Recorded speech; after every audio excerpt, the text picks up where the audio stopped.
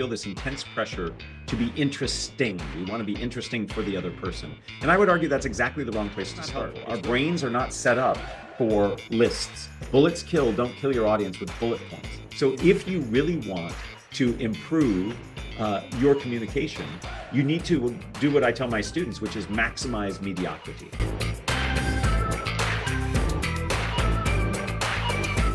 I've got a great guest today I'm excited to talk to because I need a lot of help in everything we're going to be going over today. I've got Matt Abraham, author of Think Faster, Talk Smarter, host of the Think Fast, Talk Smart podcast. Today we're going to discuss how to start a great conversation, structuring a conversation, which is something I'm going to need a lot of help with, public speaking, major weak spot of mine. And then also probably something I really need to work on is getting through making the best of small talk. And so we got a lot to cover here. But Matt, thank you for coming on today. Really excited to be here with you. Thanks for having me. So Think Faster, Talk Smarter. What made you want to write that book? Well, so there was a precipitating event, but it's been something I've been passionate about for a long time. You know, I have the last name Abrahams, AB. I have always gone first. So a lot of my communication through school was always being called upon before anybody else. So I understand the intense pressure of being put on the spot. But many, many years later, after school, working at Stanford's Graduate School of Business, the deans came to me and they said, we have a problem. The problem is our amazingly bright students are struggling during cold calling. You remember what that was, where the professor would say, hey, what do you think? And you had to respond. And it's not that the students didn't know the answer. It was the intense pressure of the moment was making it difficult. So they asked, can you help? You're the communication guy. Are there things you can do? And that's what initiated my academic interest into this area. And I studied things in psychology, anthropology, sociology, neuroscience, and even improvisation. And that's what resulted in the methodology that's in the book and that I've been teaching for almost 10 years now. And it has a fundamental difference, not just on students in classrooms, but all of us. Because if you think about it, most of our communication happens in the moment. It's not planned. Right. Yep, I agree.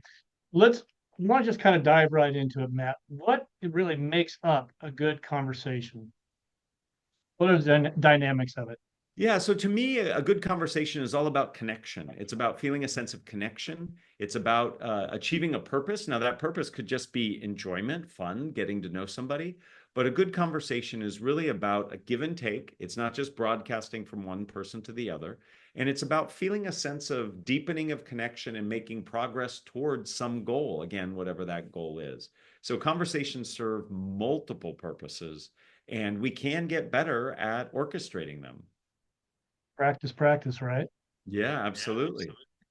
You know, I think that's something, I'm in commercial real estate, so we do sales. And, we do a lot of practicing. Matter of fact, we'll have them stand in a mirror and watch themselves talk. And, Yeah. I know you feel so stupid doing it, right? But very powerful tool. Um, and also part of being in commercial real estate, we're always out networking. And sometimes it's so hard to approach somebody to start a conversation. How do you give us through what's the magic potion we need to be able to start a conversation, Matt? Well, so I really think it boils down to curiosity, right? Right. And many of us, when we make small talk or start conversations, we feel this intense pressure to be interesting. We want to be interesting for the other person. And I would argue that's exactly the wrong place to start. It's really about being interested. So being curious, asking questions, commenting on things in the atmosphere, what's around you, those are great ways to start. I'll give you a story. I was at a conference. I went to an event that I didn't know anybody, and we were waiting in line, and I looked around and a lot of people were wearing blue. It wasn't a uniform, it was just coincidental. I turned to the gentleman next to me. I did not know him, and I simply said, did I miss the memo on the blue? And he looked around and goes, oh my goodness, everybody's wearing blue. We started off a conversation. We've become fast friends. Whenever I travel to where he lives, we go out for coffee. He visits me when he's here. It all started with simply an observation. So we put a lot of pressure on ourselves to be really interesting, and it's just about being curious. You know, my mother-in-law had an amazing way of keeping conversations going, and it was three simple words: tell me more. She'd ask a question, somebody would respond, and she'd simply say, tell me more. And that just kept the conversation moving. So we make this a lot harder than it needs to be. Open-ended questions There's a lot of it to keep the Open-ended questions. conversation. Yeah, Yeah. occasionally a close-ended question, to just spice things up. But just to be clear, an open-ended question is a question that invites more detail and information. A closed-ended question is a yes, no, or some kind of number. Variety is what's important. When we get we're out doing networking, and I still do it. I get so anxious, Mhm. I just talk. I get anxiety sets in, and then I talk too much. I'm not doing near enough listening. And I think that's got to be one of the main ingredients, isn't it? Confidence is absolutely critical to communication. It is really important that we be confident. Confidence equals competence. It's a real simple equation. Now, obviously, we don't want to go to the extreme and be arrogant, but having confidence in what we're saying and how we're saying it really matters. And anxiety looms large in all communication. So we need to work to manage it. I've spent a lot of my career, decades, really focusing on how to help people feel more comfortable and confident in speaking. And it boils down to two things. You have to manage symptoms and sources. Symptoms are the things we physiologically experience, and sources are the things that initiate and exacerbate anxiety. The good news is, even though I believe, and those who study it believe it's hardwired into us, we can actually get better and feel more comfortable and confident speaking. Do you think the anxiety though can be used as a positive? I think you can turn it. I was talking to somebody once because I was giving a speech, and I was just so nervous. And he goes, listen, you've got this anxiety, your heart rate's up. He goes, use it as a positive. He goes, it's your body telling you it's go time. And as soon as he's told me that, I'm like, I just reframed my mindset completely. And it made such a difference. I still didn't do that great at the speech, but it was a bit of a battle. I was all set to go, and then I had all my notes, and then so I was going to have my notes on the podium. Well, they didn't give me a podium, and then they gave me a mic to hold, and they gave me the clicker, so I couldn't use my notes at all because I didn't have any hands free. We got through it. But the anxiety, when that little piece of advice was huge for me. Is that something that you teach as well? Yeah, so actually, I have a colleague who teaches at Harvard's Business School who did some research a while back that the we can reframe our anxiety is actually excitement, and it can help us focus. It's go time. It reminds us that what we're doing is important and can help us focus. There's a lot we can do in terms of how we see the anxiety and frame it that can actually help us. So it can help us focus. It tells us what we're doing is important. We have to remind ourselves that it's normal and natural to feel nervous speaking in front of others, and taking the time to harness that can be really beneficial. What are some of the common mistakes people make when they're speaking spontaneously? I mean, I Uh, know that you've done a so lot of studies, and I bet you've got some doozies. think of it this way: an athlete does a lot of work in terms of drills and practice and preparation before they ever go play a game, which is by and large spontaneous. So the biggest issue that people have is they don't prepare. And there are certain ways to prepare that can help you better than others, but that's the number one mistake people make. The second mistake people make is they feel that they have to do it right, that there's a right way to speak, period, but especially spontaneously. We want to give the right answer, the best feedback. We want to be the most interesting in small talk. And the reality is, there is no right way. There are better ways and worse ways, but there is no one right way. So I like to say in all communication, it's about connection, not perfection. So letting go of that perfection mindset, it can really help. So trying to be a perfectionist, being right in your communication gets in the way.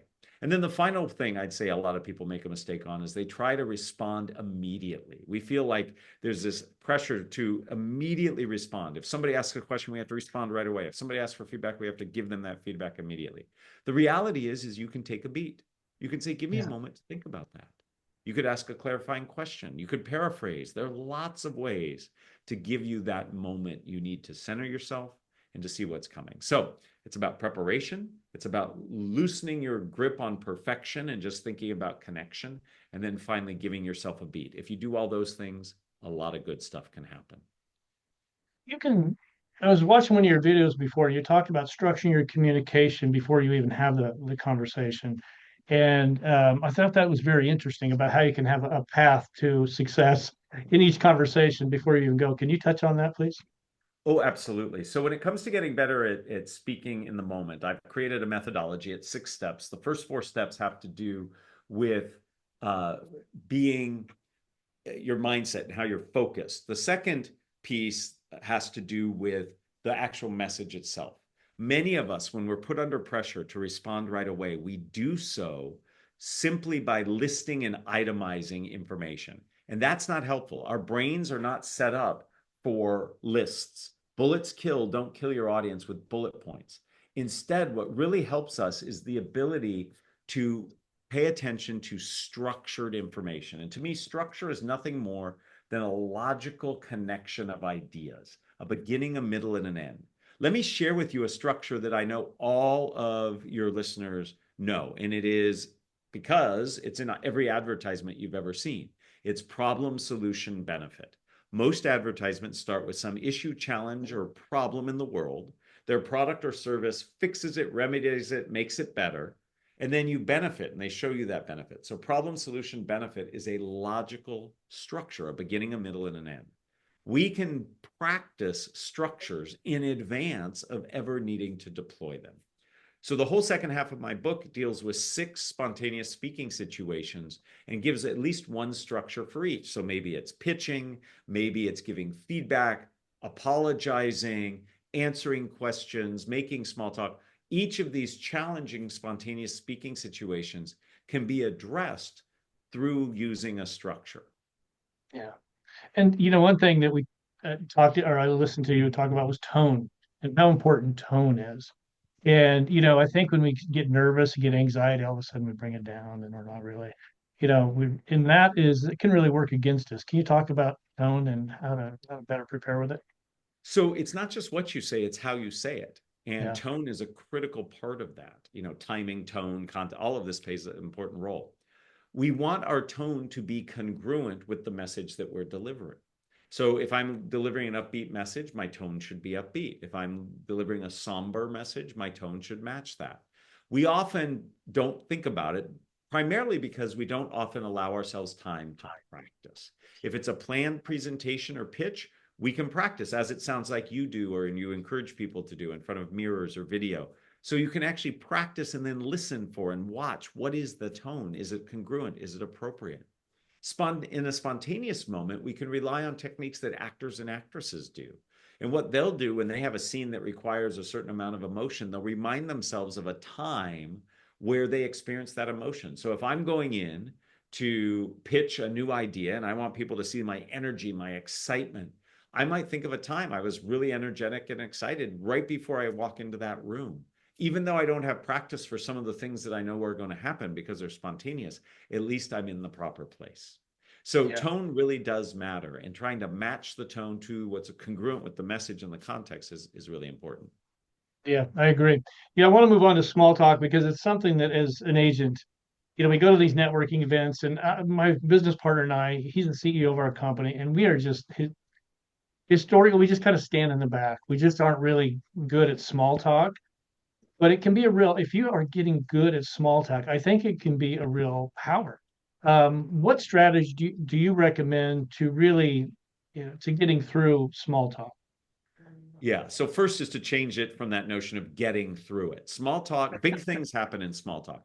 I That's where I challenge need to every start, huh? listener. I'm sorry? So that's where I need to start from. Because I was Yeah. looking at getting through it. Yeah. No, it's actually it can be fun. Now, I'm not saying everybody will feel that, but Right. I challenge everybody to look at your friendship networks, your real friendship networks, not your virtual ones, social media ones, but your real friends. My hunch is some number of those friends you initiated through casual small talk conversation. Big things happen. Businesses are formed, partnerships are made, ideas are exchanged, issues are resolved, all during small talk. So we have to rebrand it. Big things, good things happen during small talk. As I mentioned earlier, we need to frame small talk. How we look at it matters. We see it as a tennis match where I have to ace something amazing over the net and score. That way I'm interesting. Instead, small talk is really like that hacky sack game, that beanbag ball game where the whole idea is to pass it to somebody else and keep it from hitting the ground. So you all have to work together. So it is by approach, remembering to be interested, using questions, that all helps. The second thing that can be really helpful is reminding yourself that there are specific types of turns we can take in all conversation, there are supporting turns and shifting turns. A supporting turn is one where I encourage you to continue talking on the topic that you're addressing. And a shifting turn is one that shifts the topic or the focus. Let me give you an example. Imagine you and I are talking and you say, "Hey, Matt, I just went to India." And I might say, "That's great. What city did you visit?" That's a supporting comment. I'm asking you to say more. I could shift by saying, "Oh, you went to India? I just went to Costa Rica." That shifts the topic and the focus to me. A Mhm. good conversation is a balance of support and shift. The research suggests you want about three quarters, two-thirds to be supportive, and about a quarter to a third to be shifting. So if you keep this in mind, it all of a sudden becomes a puzzle, a game, and all of a sudden it's easy. I don't mean you sit there counting on your fingers, but if you remind yourself that, hey, part of my job here is to continue to support and then occasionally shift, then all of a sudden it becomes much easier. So approach matters, leading with curiosity matters, and just reminding yourself about supporting and shifting turns can really help. Well, and setting expectations as you're going into setting expectations up front would probably be a good way to get started, right? Yes, yeah, setting expectations in any communication is really helpful. I think they're the expectations that you set for yourself, like, hey, Right. I, I don't have to come out of here with five friends. That matters. But I think just, in the midst of a conversation, you can just lower the temperature of the conversation or the expectations at least that people Right. might have and just say, hey, I'm just looking forward to having a nice casual chat and learning a little bit about you. We can reduce the pressure we put on ourselves and others by setting expectations. Yeah. What's the percentage of talking versus listening? Because when a salesperson, they'll get to talk, talk, talk, very little listen. And then you'll talking to a salesperson, they're just waiting for you to finish so they can talk.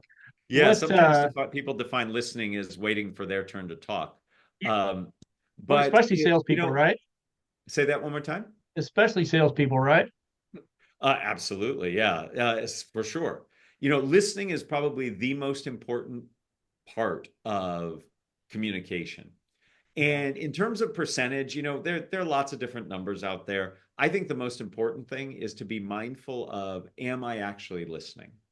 Clearly, it's probably better to listen than to speak in a sales situation, but there might be times where it's very appropriate for you to speak to demonstrate empathy and understanding and concern. So I am more interested in people just being focused on connecting and being a reasonable, responsible partner rather than sitting there trying to say, oh, I better only speak 37% of the time. That to me is what's most important. Yeah. Yeah, it's always been a challenge for me. As we were talking, I come from a small town, and so when I would go from the small town into the city, man, I couldn't talk to anybody. But I started learning that the more I just practiced it, that would build that confidence, and that really helped a lot. But it takes a while. It's something that it's like you had said about like a professional athlete. It just takes a lot of practice doing it over and over and over again, and Yeah, eventually you'll get there. I said that's exactly right. Let's move on to public speaking. I watched some of your videos. First of all, you're very, very good at it. But I gotta bet that there's been a time that you've made a mistake. Can you walk us through how you recovered from that? A time. There Yeah. are so many times. Yeah. Yes, um, absolutely. So mistakes are common. So I want to do the. I'm going to answer your question. Your question is, have I made mistakes? Absolutely, Yeah. repeatedly. I have two kids. They remind me all the time. But before we do that, I just want to talk about the fact that this again feeds into that notion of perfection. Yeah. Communication happens in the moment, and it doesn't always happen in the way that we expect. So part of this has to do with the fact that um, many of us focus on the perfection piece and rather the relational connection piece, as I said earlier. So I'd like you to reframe mistakes. Mistakes happen. They're normal, they're natural. If we are really engaged and involved in what we're doing, sometimes we can get ahead of ourselves. So rather than seeing a mistake as something that's wrong, I would like for people to frame it as a missed take. In the movie making television business, they have what are called takes. Take one, take two. That's where they shoot a scene, they with a camera, they record the scene, and then the director or producer will say, "Hey, let's do it again, but a little differently." Not that any one take is bad or wrong. We're just trying to optimize and have options. So when we communicate, when something doesn't go the way we expected, simply mentally say, take two. Didn't go right. Now I'm just going to do it again, but slightly differently. So when we take that pressure off of ourselves to do it right, it can really help us. Now, I'll give you many examples where I've made a mistake. There was one that happened very early in my life. The mistake was because I was so nervous about speaking. As a freshman in high school, I was told by my English teacher to go to a speech tournament. Every teacher had to send a kid. Again, my last name was Abrahams. I was front row, go. And I was told to give a speech on something that was important to me. That was the only instructions I was given. And so I did a speech on karate, martial arts. It was very important to me then, still important to me now. I started the speech with a karate kick. And I was so nervous, I forgot to put on my special karate pants. When you do martial arts, you have pants that are very baggy. It allows you to swing your legs around with a lot of flexibility. Well, I didn't have those pants on. You can tell where this is going. I started with a kick and I ripped my pants from belt buckle to zipper, gaping crevasse in front of everybody. I was able to get through it simply because I needed one. The teacher that was there was me threw her sweater, so I was able to wrap her sweater around me, and I just didn't know what to do. So I just kept going, and in fact, did very well. Mostly because I think the people judging the tournament had pity on me. But I tell that story, one, to try to get a chuckle, but two, no one will ever experience something as embarrassing as that. Literally flapping in the wind as a high school student in front of my high school friends, the girl I liked, the parents of some of my friends. It was tremendously embarrassing and a big mistake. And let me tell you, I am always conscious of doing a dress rehearsal before I do any presentation. I always put on the clothes that I intend to wear, the shoes I intend to wear, just so I make sure that everything fits and works right. Matt, there's a funny story. There was a young guy I was with, and he had to give a public speak. It wasn't that big. I think there was like 30 or 40 people there, but he just could not think straight. And there's a woman that was there, and she said, when you go to the top step of the stage as you're walking up, she goes, just stumble and almost fall.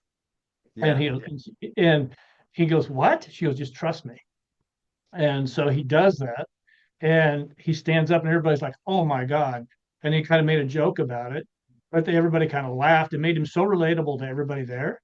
And but it just took all that pressure off. So I can imagine when you had that and you kept going, I'm sure everybody just thought it was part of the deal anyway, right? Well, maybe not, but it was really Yes. something that, Yeah, and there is something to that. There is something to likability where yeah, people show their foibles and issues. It actually breeds liking. yeah, I don't know that I'm a big fan of strategically doing that, trying to manipulate some of that. I don't know that I'm a big supporter of that. But yeah, certainly when we make mistakes or we have little snafus, they often endear us to our audience because we see ourselves in others and it humanizes people, especially if you're in a position of status and power. It can help, but again, we don't want to do it. Be tried to do it strategically because it can backfire. yeah, I agree. It was, I think she was a public speaker, and she said, well, this is something that worked for me, and you should try it. And it did. So when you're doing public speaking, obviously you want to work on your credibility and relatability. Can you walk us through what steps we need to do to really build that? How to build your credibility? Absolutely. Credibility and relatability. Relatability, yes. So it all boils down to understanding the audience, being relevant for your audience. I mean, to be relatable, you have to understand where they're coming from. The number one mistake communicators make is they start from the wrong place. They start by saying, here's what I want to say, rather than what does my audience need to hear. So it's not about what you want, it's about what they need. You in sales understand this. It's all about the audience. So the best way to be relatable is to understand where they're coming from. You also want to be authentic. You don't want to try to be manipulative and just say things that you think they'll like to hear. It needs to be true for you, but starting from that place. And again, that's all about empathy and curiosity. Also, being disclosive, sharing things about yourself make you more relatable. The way we connect is by building trust and continually escalating the disclosure that we do. The people we feel closest to are the people we tend to know the most about. So what that means, to be relatable, you have to make sure that you understand where people are coming from and you open up yourself to be connected to them.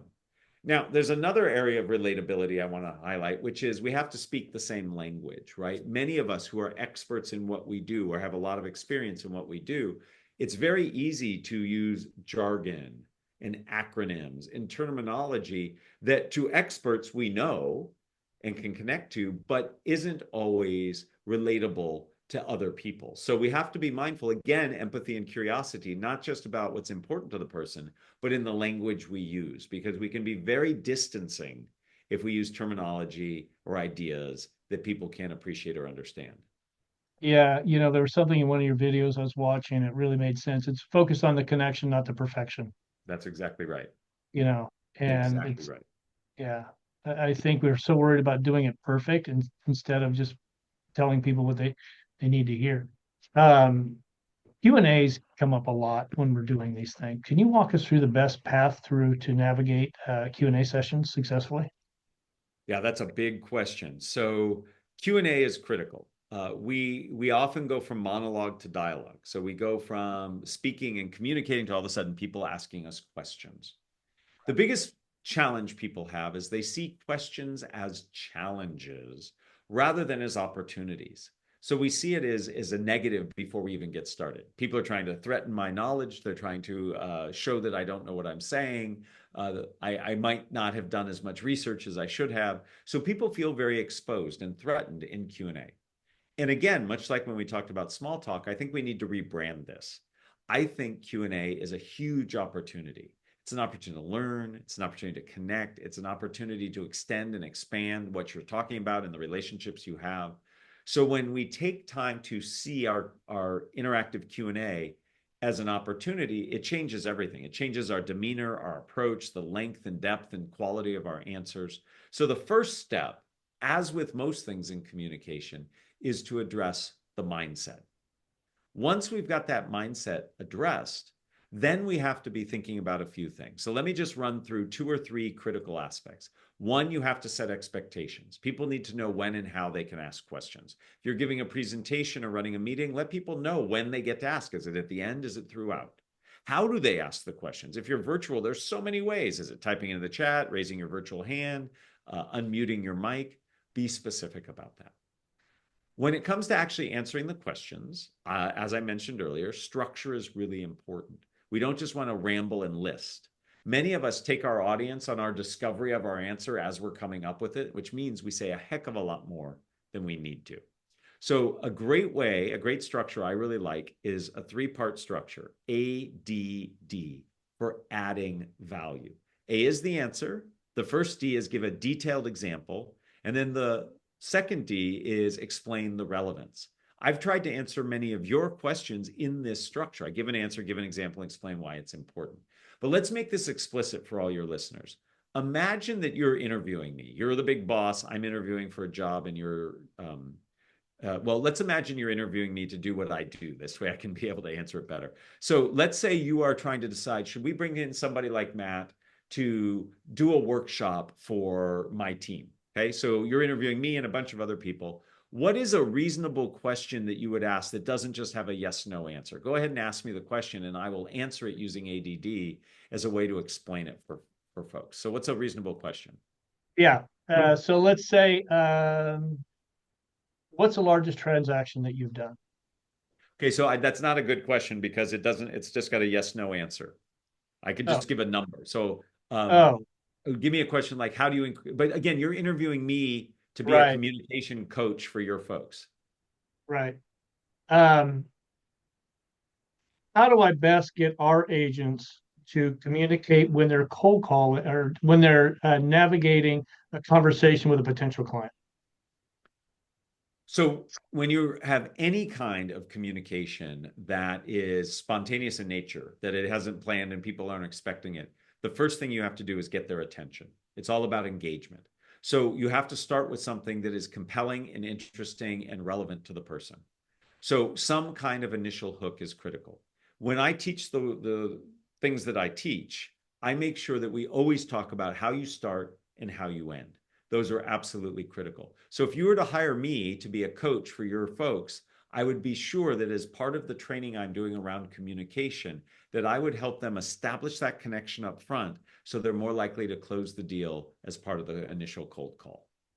So you'll see in that answer, what I did is I answered the question. I said, you have to be engaging. You have to get them hooked at the start. You said, how do you do it? That's how I do it. I then gave you a concrete example of some ways that that can work and why it's so important.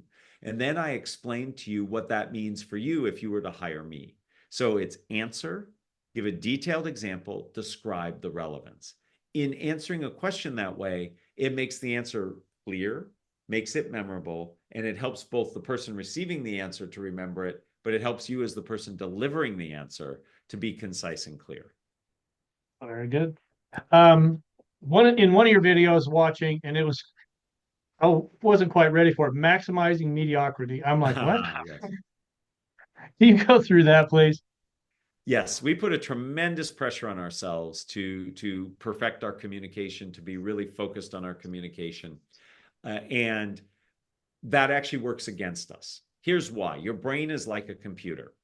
On your computer, your laptop, if you have lots of windows open, or if you're on your phone, you've got lots of apps open, every single one of those apps or windows is sucking a little of that bandwidth that your system has. It's taking some of the CPU's bandwidth. So each one of them is performing less well because the others are up and running.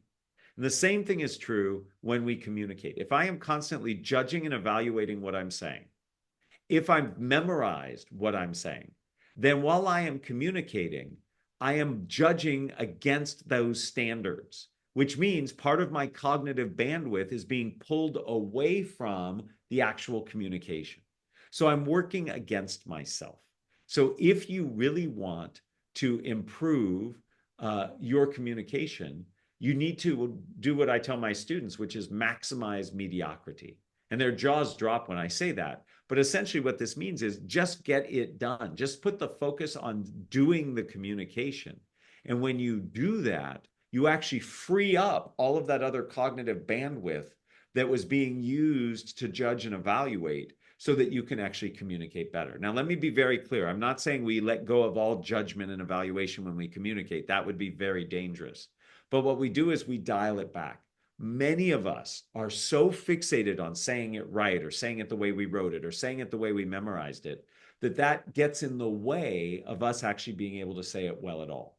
So when we turn that volume down, when we maximize mediocrity, we can actually achieve greatness because we have more bandwidth to focus on our communication.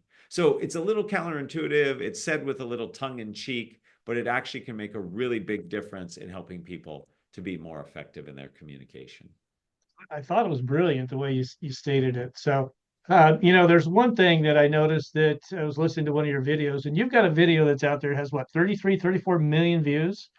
There's And one out there that has a lot, yes. yeah, and you didn't say or ah through any of it. Now you did, I guess you got caught in one. Some guy pulled it up, said, "Oh, you said something there," but you know, that's not common. Have you trained yourself? I mean, how have you trained yourself not to say ah, all that? Yeah, so filler words are challenging. Yeah. Filler words can be very distracting.